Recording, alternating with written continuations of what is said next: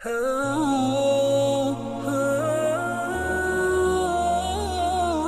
اللہ صلی اللہ علیہ وآلہ وسلم ایک دفعہ مدینہ یا مکے کے ایک باغ میں تشریف لے گئے۔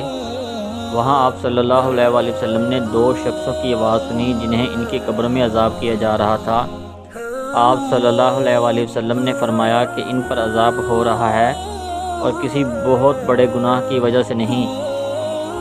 پھر آپ صلی اللہ علیہ وآلہ وسلم نے فرمایا، بات یہ ہے کہ ایک شخص ان میں سے پیشاب کے چھینٹوں سے بچنے کا اہتمام نہیں کرتا تھا اور دوسرا شخص چغل خوری کیا کرتا تھا۔ پھر آپ صلی اللہ علیہ وآلہ وسلم نے کھجور کی ایک ڈالی منگوائی اور اس کو توڑ کر 2 ٹکڑے کیے اور ان میں سے ایک ایک ٹکڑا ہر ایک کی قبر پر رکھ دیا۔ لوگوں نے آپ صلی اللہ علیہ وآلہ وسلم سے پوچھا کہ یا رسول اللہ، یہ آپ صلی اللہ علیہ وسلم نے کیوں کیا؟